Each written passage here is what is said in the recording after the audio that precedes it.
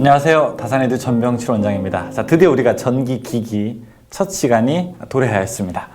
자, 전기기기를 먼저 제가 잠깐 설명드리자면은 전기기기는 5가지 과목으로 되어 있습니다. 자, 첫 번째 직류기, 두 번째 변압기, 세 번째 유도기, 네 번째 동기기, 다섯 번째 정류기. 자, 그렇게 해서 총 5가지 과목으로 되어 있습니다. 5가지 분야로 되어 있습니다. 자, 그런데 이 5가지를 가만히 살펴보게 되면은, 이 밑에서부터 보면은 정류기라고 하는 거는 뭐냐? 이거는 주로 우리가 반도체에 대해서 배우게 되는 거고요. 그 다음에 동기기라고 하는 거는 무엇이냐? 동기기는, 동기, 교류, 발전기. 그 다음에 여기서 동기 전동기라는 거 조금 이제 배우게 됩니다. 유도기라고 하는 거는 뭐냐? 교류 전동기입니다. 변압기는 여러분들 아시다시피 전압이나 전류를 바꾸는 기계고요. 그 다음에 직류기라고 하는 거는 뭐냐? 자, 이거는 직류 발전기, 그 다음에 직류 전동기를 이야기합니다. 자, 그러니까 여러분 이거를 딱 보시면서 이상하다, 좀 이상하다 라고 하시는 게 하나 있어야 돼요. 뭐가 있으시죠? 예를 들어, 자, 교류기는 교류 발전기와 교류 전동기를 따로 배우는데, 그렇지 않습니까? 그래서 교류 전동기를 유도 전동기라고 하고 교류 발전기는 동기기라고 해서 따로 배우는데, 아니 왜 직류 발전기랑 직류 전동기는 그냥 직류기라고만 합니까? 이렇게 이야기할 수 있죠. 그렇지 않겠습니까? 우리가 처음 이거 배우는 거거든요. 지금 직류기라는 거. 그럼 왜 이렇게 배우냐면은 직류기는 발전기와 전동기가 구조가 똑같습니다. 물론 어떻게 쓰이느냐에 따라서 좀 다를 수는 있겠지만 발전기와 전동기를 같은 구조로 써도 문제가 없다는 얘기예요. 자, 무슨 말이냐? 여러분 이제 뭐 전기자동차나 이런 것들 많이 있는데, 제가 전기자동차에다가 직류 모터를 예를 들어 사용한다고 하면은 전기를 집어 넣게 되면은 이게 이제 모터가 움직인다고요. 모터가 움직이게 되면 뭡니까? 이게 전동기죠. 그렇죠? 전동기로 잘 동작을 하고 있는데 제가 내리막길에서 전기를 딱 껐어요.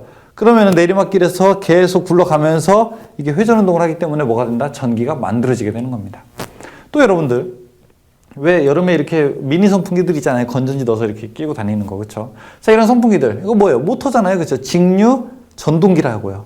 그런데 여기다가 만약에 제가 바람개비를 달아가지고 강제로 돌린다. 그럼 뒤에서 뭐가 나오냐? 전기가 나오는 겁니다.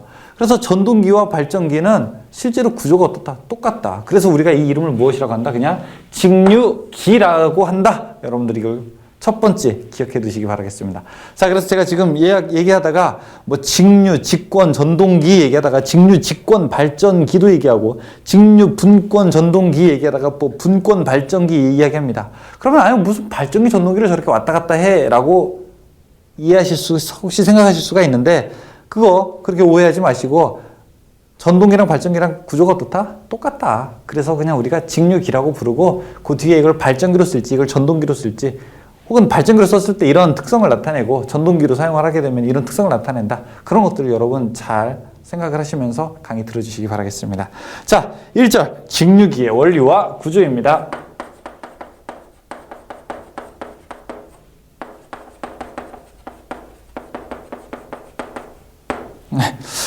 자, 일단 직류기가 전기가 만들어지는 원인, 무엇에 의해서 전기가 만들어지느냐? 역시 플레밍이 한번 또 여기서 나와줘야 되죠. 그쵸? 뭐라고? 우발, 좌전. 그쵸? 플레밍의 무슨 법칙? 오른손 법칙에 의해서 전기가 만들어진다. 라고 하면서, 교재 이제 첫 번째 맨 밑에 그림 1-2, 플레밍의 오른손 법칙이라고 해서 직류기에 대한 그림이 나와 있게 됩니다. 자, 또 한 페이지 넘겨보시게 되면은, 자, 거기 이제 교류발전기 원리와 직류발전기 원리라고 하는 게 있는데, 자, 이 두 가지가 다른 부분을 나타내고 있어요. 어떤 걸 나타내고 있느냐?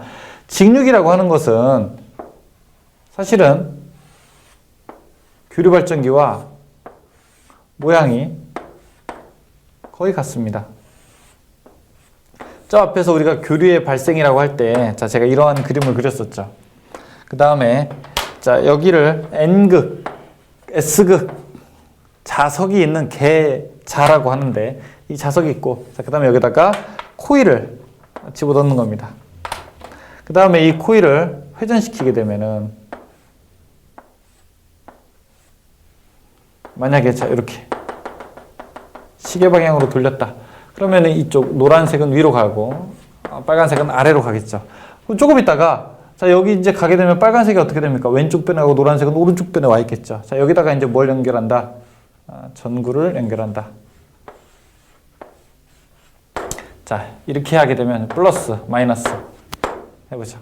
자, 그러면은 이거 뭐가 됩니까? 직류 발전기가 되는 겁니다. 그런데 자, 이걸 제가 돌리면 어떤 일이 벌어질까요? 어떤 일이 벌어지게 되냐면요, 이 부분이 어떻게 됩니까? 꼬이게 되죠. 그렇지 않겠습니까? 전선이 꼬이게 된다고, 이 부분이. 그래서 야, 꼬이게 되니까 안 되니까 어떻게 하자? 자, 이 부분을 조금 특이하게 조금 조정을 하자. 어떻게? 자, 이렇게 닿는 접촉식 구조로 만들게 됩니다. 완전히 연결하는 게 아니라. 왜 그러면은, 자, 이 노란 변이 이제 한 바퀴 돌게 되면은, 자, 이 왼쪽에 있는 변, 자, 이쪽에 이렇게 노란색 변이 오른쪽에 와서 닿게 되고, 자, 오른쪽에 있는 빨간색 변은 왼쪽으로 가서 움직이게 되죠. 그러니까, 예를 들어, 자, U8, N에서 S극으로 가고, 자, 이게 위로 가니까, 여기는 이제 들어가는 전기고, 여기는 이제 나오는 전기인데, 자, 그러면 이제 여기가 이제 플러스고, 마이너스죠. 그러면 이 오른쪽 변에서는 항상 플러스가 만들어지고요. 이 노란색 변이 오른쪽에 가서도 뭐가 됩니까? 플러스가 만들어지고, 왼쪽 변은 항상 뭐가 돼요? 마이너스가 만들어지게 되죠. 따라서 오른쪽은 계속 플러스, 왼쪽은 계속 마이너스가 만들어지게 되는 구조가 생기는데, 자, 이것이 바로 직류 발전기를 만드는 근본적인 이유가 되는 겁니다. 이게 교류 발전기와 가장 큰 차이점이라고도 볼 수 있습니다. 교류는 어떻게 해야 돼요? 플러스 마이너스가 밑에도 계속 바뀌어야 되기 때문에 어떻게 됩니까? 이 선을 한쪽에서 계속 받을 수 있는 구조로, 링 구조로 계속 만들어야 되거든요. 그래서 그 그림이 그 얘기를 하고 있는 거예요. 지금 162페이지 위에 있는 그림은 교류 발전기는 우리가 무엇이라고 한다? 여기 링 구조로 있는 거를 미끄러지는 링이라고 해서 슬립 링 구조로 만들어야 되는 거고, 그 다음에 직류 발전기는 여기를 어떻게 된다? 닿는 구조로 만들어야 되기 때문에 이걸 우리가 뭐라고 한다? 브러쉬라고 이야기를 하게 됩니다. 이 전체 세트를 우리가 정류자라고 부르게 됩니다. 정류자. 자, 그래서 첫 번째, 직류 발전기 혹은 직류 전동기, 직류기에 3요소를 대라. 3요소를 대면 뭐냐? 자, 첫 번째, 계자. 계자는 뭐냐? 이 양쪽의 N극과 S극, 즉 필요한 자속 파일을 만드는 겁니다. 그래서 계자는 자속 뭐예요? 파일을 발생하는 거. 이걸 우리가 계자라고 합니다. 계자. 두 번째, 뭐냐? 전기자. 전기자는 바로 이 가운데 있는 이 전선이죠. 이 전선은 무슨 역할을 하냐? 자속을 끊어서 유기기전력을 만들어내는 겁니다. 기전력을 만들어내는 거예요. 그래서 발전기는 전기를 만들어내니까 유기기전력이라고 하고요. 전동기는 여기서 전기를 써버려요. 그러니까 반대의 기전력, 역기전력이라고 합니다. 어쨌든 전기자는 자속을 끊어서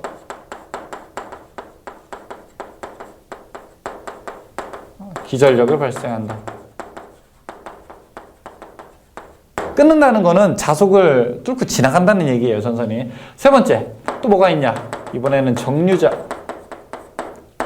정류자는 어떤 작용을 하게 되느냐? 여기서 만들어진 건 뭐라고요? 교류라고요. 그렇죠? 교류를 AC를 뭘로 바꾼다? DC로 바꾼다 라고 하는 우리가 정류자라고 볼 수 있습니다. 그래서 이 직류기 3요소를 대라고 하면요, 뒤에 글자가 다 뭘로 끝납니까? 다 자자로 끝납니다. 우리가 딸 이름을 뭐 해자, 미자, 말자 이렇게 자자 돌림을 하는 것처럼 계자, 전기자, 정류자로 하게 되고, 만약에 4개 정도, 하나 정도 더 집어넣어보자라고 하면은 4요소 뭐냐라고 하면 여기에 브러쉬가 추가되는 겁니다. 브러쉬는 뭐예요? 여기 실제로 닿는 부분을 우리가 브러쉬라고 합니다. 그래서 흑연 브러쉬 이런 거 많이 쓰게 되는데, 그래서 여러분 직류 모터, 직류 전동기 같은 경우에는요, 이 브러쉬가 항상 있을 수밖에 없어요. 브러쉬가 이렇게 돼 있어서 이제 스프링 구조로 되어 있습니다. 브러쉬가 닿았다, 안 닿았다, 닿았다, 안 닿았다 접촉을 하기 때문에 그 마찰에 의해서 뭐가 생기게 됩니까? 이게 닳게 됩니다. 소모하게 된다는 얘기예요. 그러니까 직류 전동기는 아무리 좋은 전동기라고 하더라도 일정 부분 쓰면은 뭐예요? 그 교환이나 수리를 해줘야 되는 게 당연한 거죠. 직류 모터를 내가 오늘 샀는데 내가 이거 10년 써야지? 뭐 좀 이상한 겁니다. 중간중간 계속 수리를 계속 요구하게 되는 겁니다. 그러니까 여러분들 집에서도 만약에 쓰실 때 교류 전동기, 선풍기 같은 거 고장 나냐고요, 실제로. 교류 전동기는요, 고장이 거의 안 납니다. 모터 자체가 고장 날 확률이 거의 적어요. 그래서 선풍기가 모가지가 부러지면 부러졌지, 이 선풍기가 이 모터가 이상하다라고 하는 거는 우리가 별로 없다고요.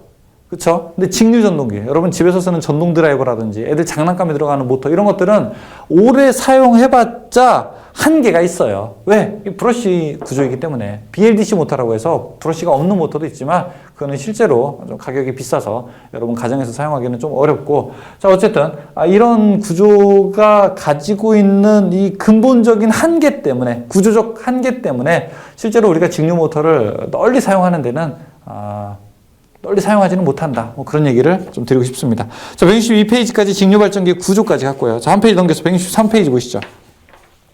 163페이지 보시게 되면은 전기자 권선법이라고 하는 게 있습니다. 권선법은 뭐냐? 권선법이라고 하는 것은요. 자, 이 안에 있는 것이 전기자라고 했죠. 이 전기자의 코일을 어떻게 감을 거냐라고 하는 감는 방법이에요. 감는 방법인데, 자, 두 가지를 여러분들이 알아두셔야 됩니다. 어떤 거냐? 하나는 중권이라고 하는 권선법이 있고요. 또 하나는 파권이라고 하는 권선법이 있습니다. 이 중권이라고 하는 것과 파권이라고 하는 것은 뭐가 다르냐? 중권이라고 하는 건 일종의 중첩해서 감는다고 생각을 하시면 돼요. 파권은요, 일종의 퍼트려서 감는다라고 생각을 하시면 됩니다. 우리 화투 치다가도 파토 났다고 하잖아요. 그렇죠? 자, 그래서 중권과 파권의 차이는 또 뭐냐? 무엇을 여기서 기능사에서 요구하냐면은 A, 병렬 회로수라고 하는 걸 요구합니다. 병렬 회로수가 몇 개인지 아십니까? 이런 걸 물어봐요. 그러면 중권은 도대체 몇 개이길래 이 A가 뭐가 같다? P, 극수와 같다. 자, 지금 이 왼쪽 그림 잠깐 보시죠. N극, S극 있죠. 이거는 극이 몇 개입니까? 두 개죠, 두 개. 그쵸? N극, S극. 그래서 극이 두 개이기 때문에 2극 직육입니다. 그런데 여기에 또 NS가 하나 더 있다. 그럼 몇 극이 돼요? 4극이 되죠. 그 다음에 또 한 쌍이 더 있어. 그럼 6극이 되죠. 2, 4, 6, 8, 10, 12 이렇게. 그래서 극수는 항상 뭐다? 홀수다, 짝수다. 반드시 짝수로 가야 되게 되는데 그 극수와 병렬 회로수가 어떻다? 같다라는 거예요. 하지만 파권은 무조건 병렬 회로수가 2가 됩니다. 2. 자, 그래서 다시 한번 제가 얘기해 볼게요. 중권은 뭐가 같다? P, 극수와 같다. 그 다음에 파권은 항상 몇 개다? 2개다. 그거를 그 표에 여러 가지 이야기가 있는데 거기서 전기자 병렬 회로수 그거 하나만 이렇게 밑줄을 치자고요.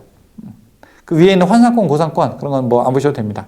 자, 그 밑에 균압고리, 이큐라이징 링이라고 해서 균압이라고 하는 거는 압력을 일정하게 하는 겁니다. 왜 우리가 압력을 일정하게 할까요? 압력이 일정하지 않고 압력이 서로 다르게 된다면, 전압 차이가 나오게 된다면요. 전압차 때문에 불꽃이 만들어지기 때문에 그렇습니다. 그래서 자, 대형 직류기에서는 전기자 권선 중 같은 전위의 점을 고리로 묶는다. 이것을 우리가 균압고리라고 이야기를 하게 되는데 균압고리의 사용 목적은 그 밑에 브러쉬 불꽃 방지 목적으로 사용된다. 여기다 밑줄 하나 쳐두시죠. 밑줄 쫙! 별표 하나! 해서 불꽃 방지 목적으로 사용된다. 보시죠. 그 다음에 8번. 자, 전기자 반작용.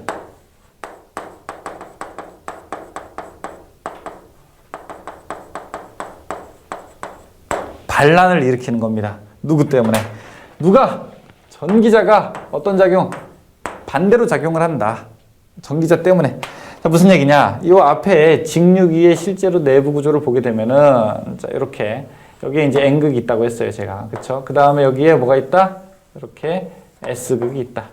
그 다음에 이제 이 안에 있는 회전하는 것에다가 우리가 여기다가 코일을 탁탁탁 박아버리죠. 그쵸? 자, 그래서 여기에는 이제 전기자가 사실 한 덩어리만 있는 게 아니라 여러 덩이 있죠. 자, 이렇게 제가 대표적으로 6덩이라고 한번 해보겠습니다. 그러면 어디가 중성? 여기 제가 전기적으로 중성축. 그러니까, 전기가 이쪽으로 들어가고 이쪽으로 나온다고 하게 되면은 여기가 들어가는 쪽, 그 다음에 이쪽이 나오는 쪽이라고 한번 해보죠. 그러면 들어가는 쪽, 나오는 쪽에 딱 가운데 전기적인 중성축이죠. 자, 그런데 어떤 일이 벌어지게 되냐. 원래 그냥 평소에는 일반적인 상태에서는 N에서 S로 자속이 이렇게 반듯하게 간다고요. 반듯하게 갑니다. 그래서 만약에 백가닥이 출발했다라고 하면 백가닥이 다 이쪽으로 도착을 하죠. 자, 그 상태에서 이게 회전하면서 끊으면서 여기서 이제 기전력이 만들어지게 되는 건데, 근데 실제로 자, 이 안에 있는 도체, 그러니까 전기자에도 실제로 뭐가 전류가 이렇게 흐르니까 자기장이 만들어지지 않겠습니까? 그쵸? 자기장이 만들어지겠죠. 자기장이 만들어지니까 아까 파란색 자석이 반듯하게 갔는데 이 자기장에 중간중간에 회오리가 있으니까 어떻게 돼요? 이게 이렇게 휘어지게 된다고요. 휘어지게 되면 어떤 놈이 발생하게 됩니까? 라고 하는 놈이 발생을 하게 되죠. 즉 100가닥 출발하게 되면 100가닥을 다 받는 것이 아니라 몇 가닥 중간에 떨어지는 낙오되는 놈들이 발생을 해서 충분히 자속을 다 받지 못하는 현상이 일어나게 됩니다. 이것을 뭐라고 하냐? 누구 때문에 생긴 거예요? 이게 전기자에 있는 전류 때문에 생기는 거죠. 이것을 우리가 무엇이라고 한다? 전기자 반작용이라고 한다. 전기자 반작용이 생기면 그럼 뭐가 안 좋습니까 도대체? 아니 뭐 이거 가지고 뭐 어때요? 좀 빠지면 어때요? 라고 하는데 그게 아니라 전기자 반작용이 생기게 되면 일단 첫 번째 뭐가 문제가 되느냐? 자속이 감소한다고요. 그렇죠? 파이가 감소해요. 자속이 감소하게 되면은 이거 제너레이터, 발전기 입장에서 봤을 때는요. 만들어지는 전기가 조금밖에 안 만들어지는 거예요. 이거 한 100V 만들어야 되는데 80V, 70V밖에 안 만들어 버리죠. 그러니까 발전 입장에서 봤을 때는 뭐다? 제너레이터 입장에서 봤을 때는 뭐다? 이 유기기 전력이 감소하게 됩니다. 감소죠, 감소. 이렇게. 다음에 모터 입장에서는 어떻게 되느냐? 모터 입장에서는 힘이 약해지게 됩니다. 그래서 토크가 어떻게 된다? 감소하게 되죠. 자, 그 다음에 두 번째 중성축. 중성축이 이동하게 된다. 전기적 중성축이 이동하게 된다. 원래 여기여야 되는데 조금 약간 이렇게 이동을 하게 됩니다. 그래서 어떻게 생깁니까? 불꽃이 발생하게 됩니다.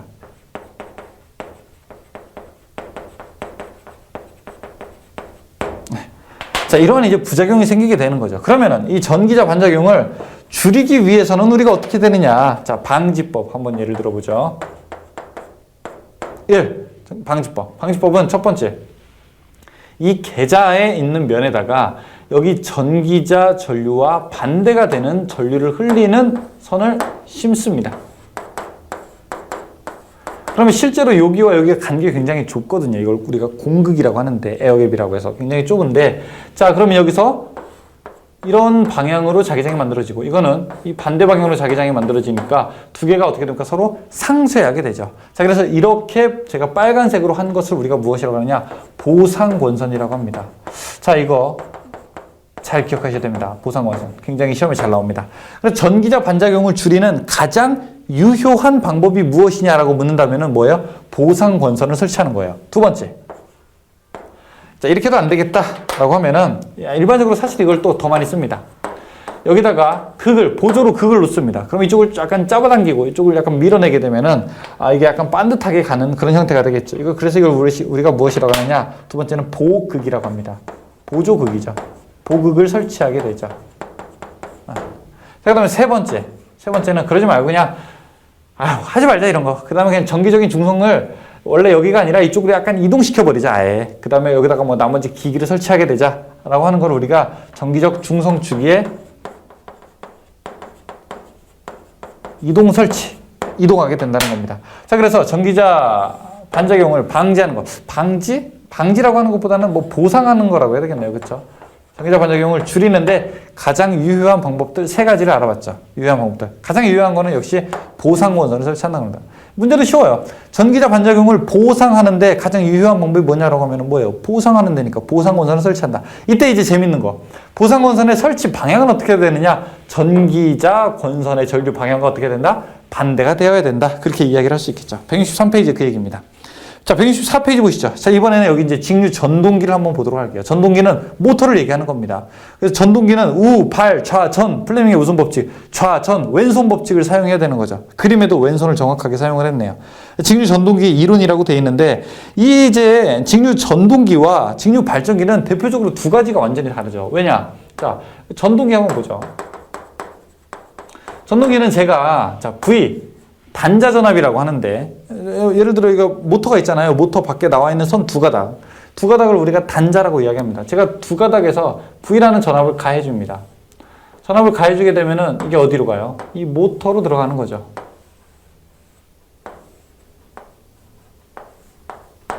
자, 모터로 가는데 이 모터에 어떤 거를 지나게 된다?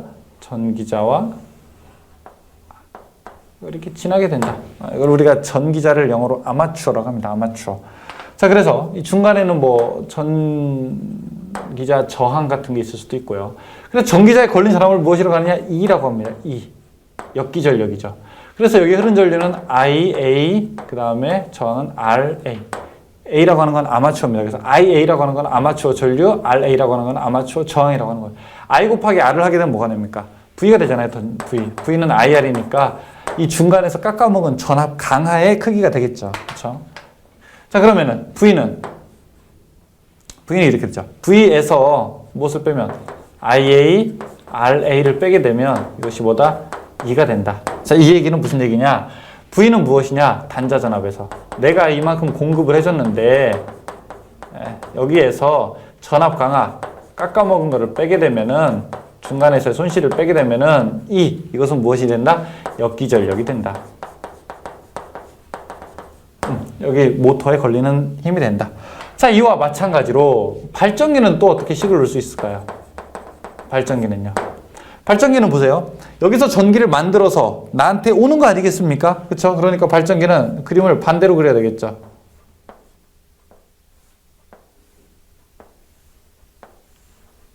발전기는 여기에 아마추어에서 이 만든 전기가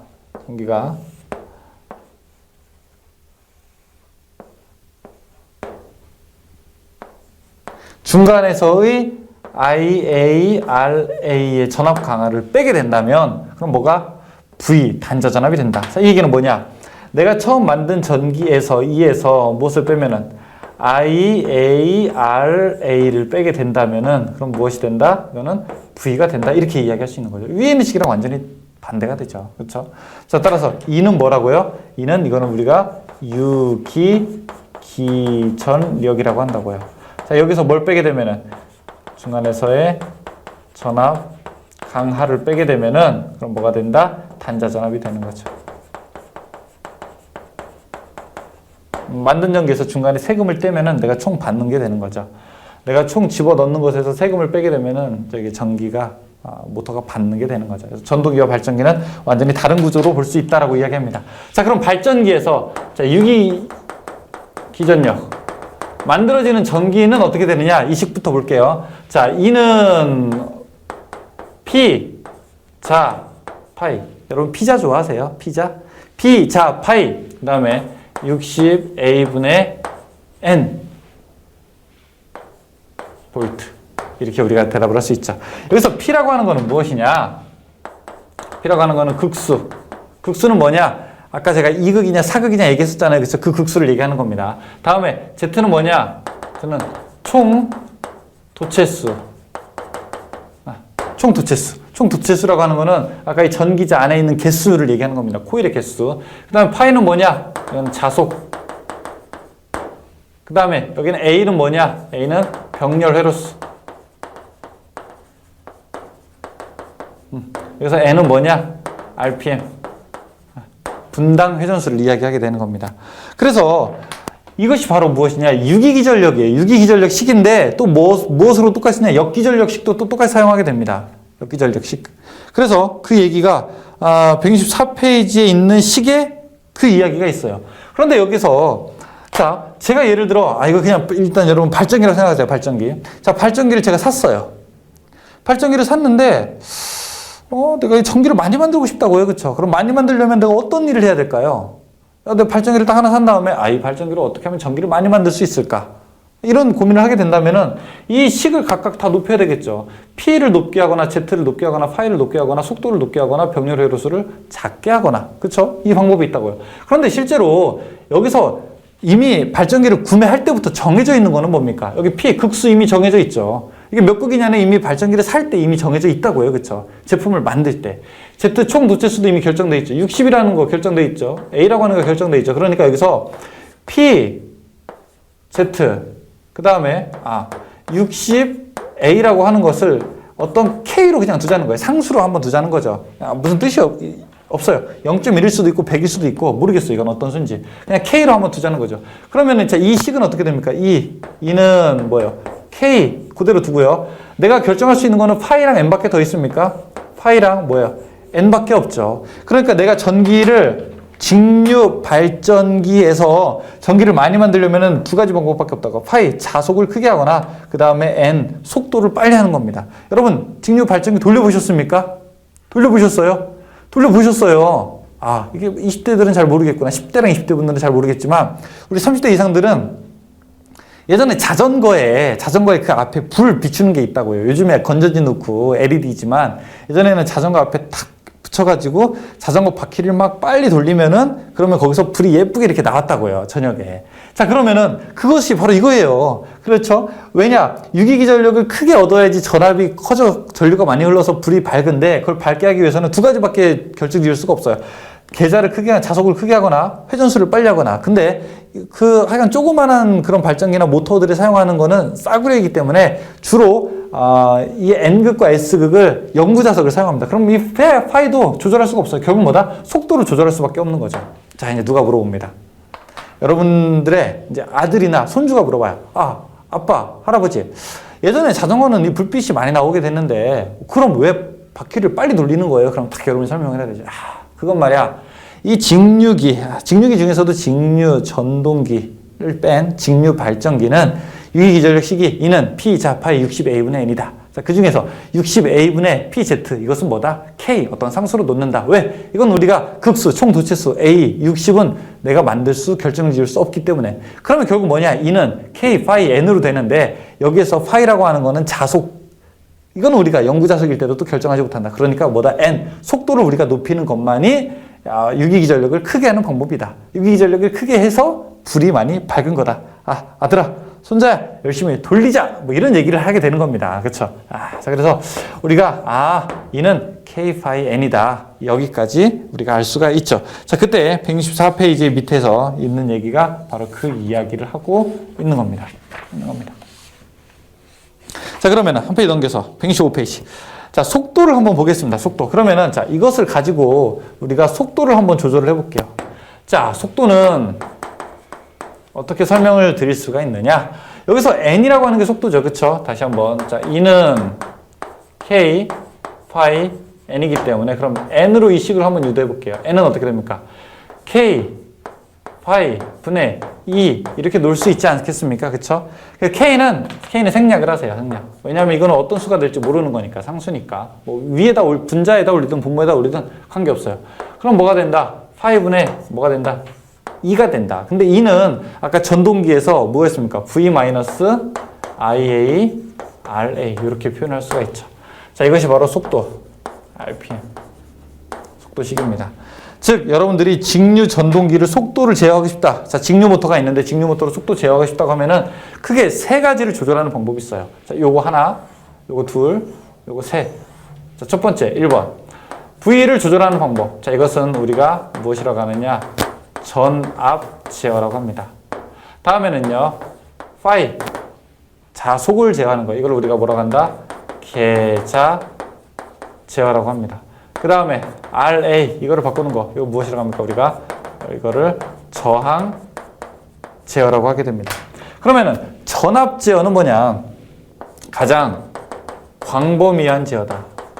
가장 광범위한 속도 제어가 된다. 이런 대표적인 특성이 있고요. 계자 제어는 뭐다? 이거는 정출력 제어다. 왜냐하면 계자가 커지게 되면요, 속도는 작아져요.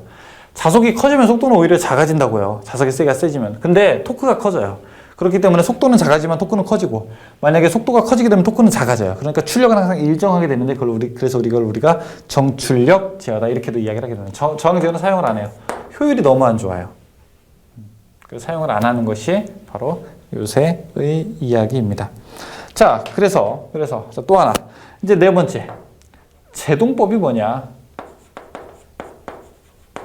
제동이라고 하는 거는 뭡니까? 세우는 방법이죠. 그렇죠? 그래서 자, 모터를 정지하는 거란 말이에요. 그럼 정지하는 걸 뭐 별다른 방법을 쓰나요? 근데 여러분들 세탁기를 혹시 사용해 보신 분은 아시겠지만 세탁기도 세우는 방법이 두 가지가 있어요. 하나는 뭐냐? 탈수가 예를 들어 막 돌고 있다고 했을 때 여러분들이 뚜껑을 탁 열면 어떻게 됩니까? 요새 좋은 건 안 열린다고요? 자, 근데 예전에 좀 안 좋은 것들 이렇게 뚜껑을 탁 열면은요. 그러면은 이 안에 있는 모터가 갑자기 팍 하고 서버려요. 저도 어렸을 때 이걸 재밌어 보여가지고 많이 그런 짓을 했는데 어머니한테 많이 혼났죠. 그래서 갑자기 탁 열면은 그 브레이크를 탁 잡아버리죠. 왜요? 이게 그 세탁기 입장에서는 좋은 일일까요? 안 좋은 일일까요? 세탁기한테는 굉장히 부담되는 일이죠. 하지만 부담이 되면서라도 그런 동작을 하는 이유는 사람이 혹시 다칠 수 있기 때문에. 하지만 일반적으로 세탁이 다 되어서 정상적으로 끊어질 때는 천천히 돌다가 어떻게 됩니까? 정지하게 되는 거죠. 이 전동기도 세우는 방법이 크게 세 가지가 있습니다. 근데 사실은 이 전동기는 어떨 때를 얘기하는 거냐면 지금 하는 얘기들은요, 다 전동차를 이야기하는 겁니다. 전동차는 뭐냐? 자, 여러분 한마디로 요새는 뭐 전기 기차 같은 거 많이 있는데 지하철을 한번 생각해 보시면 됩니다. 대전광역시 지하철은 자, DC 1500V로 움직입니다. DC 1500V. 자, 그런데 이 지하철을 어떻게 이제 세울 거냐? 보십시오. 일반적인 자동차 같은 경우에는 브레이크, 디스크 방식을 사용하게 되죠. 그러니까 뭘 강제로 기계적으로 잡아주는 거죠. 근데 기계적 제동이 아니라 지금 우리가 이야기하는 거는 전기적 제동 방법입니다. 자, 이 기차를 출발합니다. 자, 출발 쭉 한 다음에 하다가 저희가 이제 다산이듀가 중구청역에 있습니다. 자, 이번 내리실 역은 중구청역입니다. 라고 하면은 그러면 그때 바로 전기를 끊어버려요. 자, 위에서 오는 전기를 끊어버려요. 그러면은 자, 여기 있는 모터가 직류 모터라면 물론 자, 다시 한번 정정합니다. 우리가 실제로 우리나라에서 사용하는 이러한 전동차의 모터는 교류 모터를 사용합니다. 근데 그냥 편안하게 갈게요. 자, 직류 모터를 사용하고 있는데 직류 모터라면은 전기를 끊었어요. 그럼 어떻게 됩니까? 이게 이제 관성에 의해서 계속 이동을 하되 바퀴가 돌기 때문에 모터가 돌기 때문에 뭐가 됩니까? 이제 발전기가 되는 거죠. 자, 그래서 발전기로 만들어졌을 때 여기다가 저항을 연결해서 저항해서 열을 태우면서 계속 정지시키는 방식. 이걸 우리가 무엇이라고 하느냐? 발전제동이라고 합니다. 발전제동. 일종의 엔진 브레이크 같은 거죠. 두 번째. 자, 그러지 말자. 아니, 왜 이 저항으로 왜 아깝게 버리냐라고 해가지고 안 되겠다라고 하면서 여기서 컨버터나 이 특정 기기를 이용해서 전기를 다시 뒤로 되살리는 방식을 사용합니다. 자, 이것을 무엇이라고 하느냐? 전기를 다시 되살린다라고 해서 회생제동이라고 합니다. 자, 세 번째. 그러지 말자. 그러지 말고 이제 이건 이제 전동차에서 쓰는 방식이고요. 일반적으로 우리가 사용할 때 갑자기 하는 거는 전류의 방향을 바꿔서 반대편 토크를 만들자. 그래서 반대편으로 돌게 하면서 세우자라고 하는 거예요. 역상제동. 역전제동. 뭐 이런 겁니다. 그러니까 차 앞으로 가고 있는데 갑자기 후진 넣어가지고 뒤로 가려고 하는 거, 뭐 그런 거예요. 이거는 이제 무리는 되죠. 전동기에 무리는 되죠. 그런데 너무 급할 때, 어쩔 수 없을 때 이제 우리가 긴급하게 사용하는 겁니다. 근데 여기서 제일 세련된 게 뭘까요? 그 다음에 가장 진보된 기술이 뭘까요? 그건 바로 회생제동입니다. 시험에 뭐가 나올까요? 회생제동이 나오겠죠. 물론 다른 것도 나올 수 있는데 회생제동이 더 빈도가 높다는 겁니다. 자, 그 얘기를 우리가 지금까지 했습니다. 자, 그러면은 문제를 한번 보도록 하겠습니다. 여기서 이제 계산하는 문제는 뭐가 있냐면은 아까 유기기전력 있잖아요. 유기기전력. 그 정도밖에는 사실은 없습니다. 나머지는 다 얘기가 조금 돼야 됩니다. 여러분, 우리가 과목별로 공부하는 방법이 다 다른데 사실 전기 일반 같은 경우에는 어떻게 해야 될까요?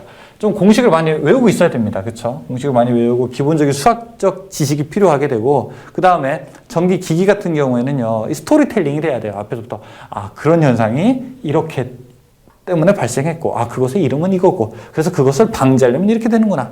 그 현상이 이렇게 생겨서 그 현상의 이름은 이거여서 이거를 예방하려면 아니면 그 현상을 더 부각시키려면 이렇게 해야 되는구나 라고 하면서 이 3단 논법, 이 스토리텔링이 딱 돼야 됩니다. 그래서 그래야지 여러분이 기기를 공부를 잘 하시는 거예요. 그래서 모의고사를 한번 보세요. 뒤에 이제 관련도 기출문제라든지 그거를 특정 회차를 공부를 다 했을 때 동영상 3번 다 보고 공부 딱 특정 회차를 딱 집었는데 이론이 부족하다, 기기가 좀 부족하다, 설비가 부족하다라고 하면은 다 대처 방법이 다 따로 있습니다. 이론하게 되면은 일단 좀 외우는데 약간 또 집중을 해줘야 되고요. 공식을 많이 외워야 되고 기기가 많이 떨어진다라고 하시는 분들은 이 동영상을 기기 부분만 발췌해가지고 계속 들으셔야 됩니다. 사실 동영상이 제가 찍어서 여러분들한테 자랑하는 것이 아니라 너무 잘 공부를 하려고 하시는 분들에게는 사실 다산의 동영상이 너무 잘 돼 있다고 저는 자신합니다. 왜냐하면은 여러분 사이트에서도 다운로드 받으실 수 있죠. 좀 시간이 걸리게 되면은 USB로도 구매하실 수도 있잖아요. 그렇죠? 동영상을 실제로 다운로드 받으실 수 있고 본인에게 맞는 기기에 예를 들어 뭐 집에 스마트 TV에다가도 연결할 수 있고 자동차에서도 보시는 분들도 계시더라고요. 인코딩 해가지고. 그 다음에 핸드폰에서도 볼 수 있고, 뭐, 우리 태블릿 PC 같은 것도 볼 수 있고, 노트북에서도 볼 수 있고, 아무 데서나 내가 원하는 곳에서 공부를 할 수 있잖아요. 그쵸? 인터넷이 접속되든 안 되든 관계가 없이. 그쵸?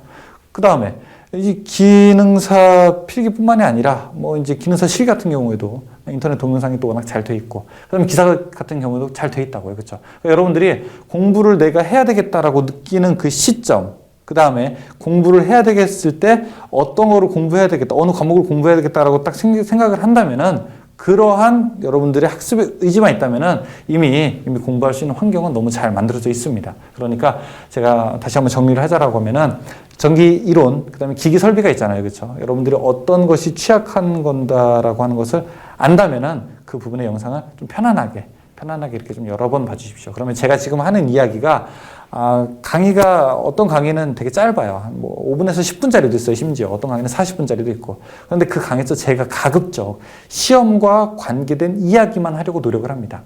약간 벗어나지 않으려고 노력을 합니다. 그리고 이 강의가 총 시간을 합쳐보게 되면 그렇게 긴 시간이 아닙니다. 강의 수가 많아서 그렇지 총 강의 시간은 그렇게 많지가 않아요. 문제풀이 빼고. 그러면 여러분들이 심지어는 주말 내가 토요일, 일요일 한번 이틀을 내가 완전히 강의에 완전히 매진을 해야 되겠다라고 생각하신다면 이틀 안에 어떻게 보면 한 바퀴를 돌릴 수도 있습니다.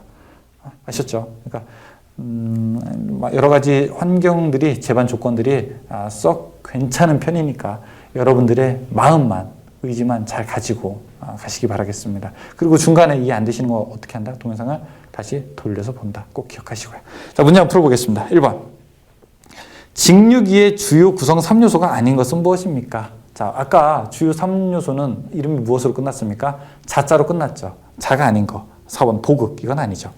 2번 직류발전기 전기자의 구성으로 옳은 것은 무엇입니까? 자, 전기자 권선과 전기자 철심으로 되어 있다. 전기자라고 하는 거는요. 그냥 간단해요. 철에다가 코일을 감은 겁니다. 철심과 감은 거. 코일, 권선으로 되어 있죠.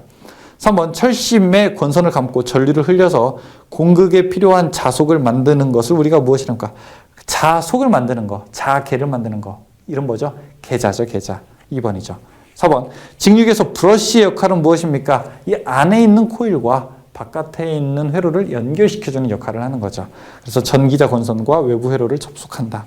5번 직류발전기에서 브러쉬와 접촉하여 전기자 권선에 유도되는 교류기 전력을 정류해서 직류로 만드는 부분은 무엇이라고 합니까? 물어보고 있죠. 이름 뭐죠? 정류자죠. 자, 6번 팔극, 팝권, 직류발전기 전기자 권선의 병렬 회로수 A는 얼마로 하고 있는가? 자, 아까 제가 병렬 회로수 A가 어떻게 되어 있냐? 중권일 때는 얼마라고 했습니까? P, 극수와 같고요. 그 다음에 팝권일 때는 얼마라고 했습니까? 이 값이 2라고 했죠. 지금 6번에서는 팔극 팝권이라고 했으니까 극수는 관계없어요. 팝권이면 무조건 얼마예요? 2죠, 2. 답은 2번이죠.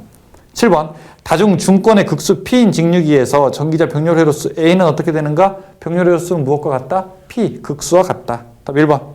8번 6극 전기자 도체수 400, 매극 자속수 0.01웨버, 회전수 600rpm인 팝권 직류기의 유기기 전력은 몇 볼트가 되는가? 물어보고 있습니다. 8번 2는 P, 자, 파이, 60, A분의 N 이렇게 되죠. P, 극수가 지금 얼마입니까? 6극, 총 도체수가 400, 자속수가 얼마? 0.01 곱하기 60에 병렬 회로수가 얼마? 지금 팝권이라고 하죠. 그렇죠? 그러면은 2분의 회전수 얼마? 600. 자, 계산합니다. 120볼트인가요, 이거? 120볼트네요. 답은 1번이죠. 9번. 직류 분권 발전기가 있다. 전기자 총 도체수 220, 매극 자속수 0.01웨버, 극수 6, 회전수 1500일 때. 자, 유기기 전력은 얼마가 되는가? 단 뭐다? 팝권이다. 자, 이는 P 극수 얼마? 6. Z 총 도체수 얼마? 220. 파이 자속수 얼마? 0.01. 그다음에 60하고 팝권이니까 2. 그다음에 회전수는 1500. 자, 요거 이제 풀어야 되겠네요. 그렇죠? 얼마? 165V가 되겠네요. 다음 10번 10극의 직류 팝권 발전기의 전기도체수 400, 매극 자속수 0.02, 회전수 600rpm일 때 기전력은 얼마큼이 되는가 물어보고 있습니다. 똑같은 문제죠. 그렇죠? 계속. 자, 극 10극 도체수 400, 자속수 0.02, 그 다음에 60에 지금 뭐죠? 팝권이니까 여기 2, 그 다음에 rpm이 600이죠. 네, 이건 얼마냐 물어보겠습니다. 400V가 되겠네요.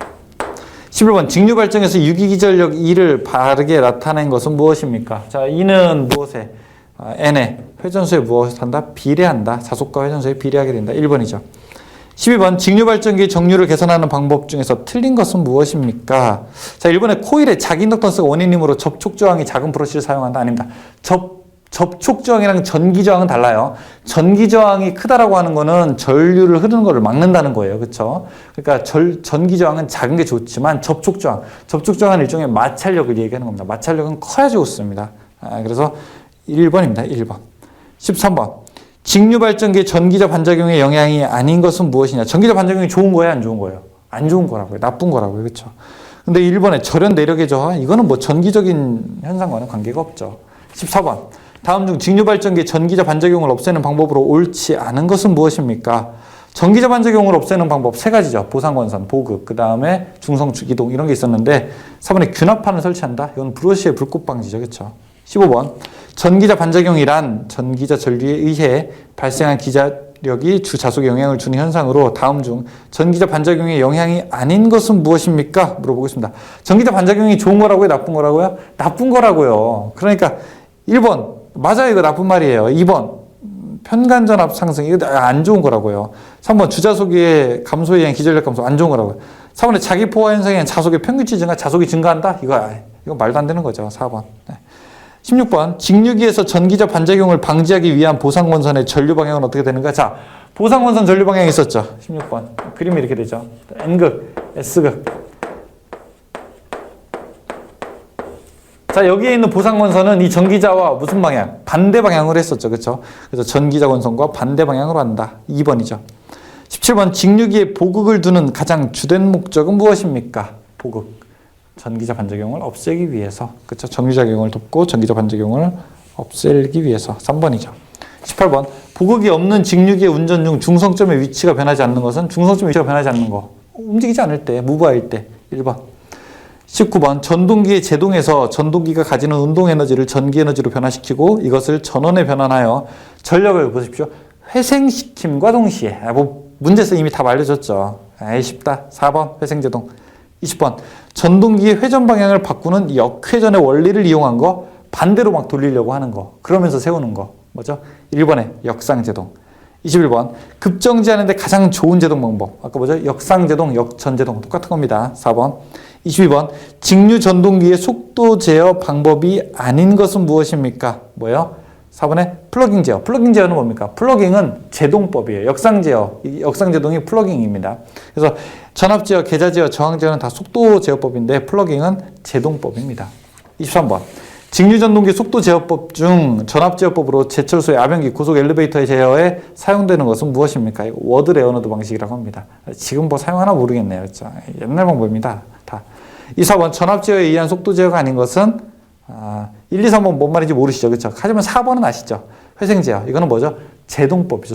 속도 제어법이 아니라 제동법 중에 하나죠. 네. 자, 여기까지 해서 우리가 문제 한번 풀어봤습니다. 직류기가 자, 여기서는 앞에서는 식 계산하는 거라고 해봤자 뭐 이 정도밖에 안 나옵니다. 뒤에서도 그렇게 많이 나오지는 않으니까 여러분들이 다시 한번 제가 아까 강조했던 스토리텔링, 자, 이야기를 쭉 이렇게 만들어 가는 것, 이것을 전기기기 학습법으로 여러분들에게 추천드립니다. 저는 설명 여기서 마치고 다음 시간에 뵙도록 하겠습니다. 수고하셨습니다.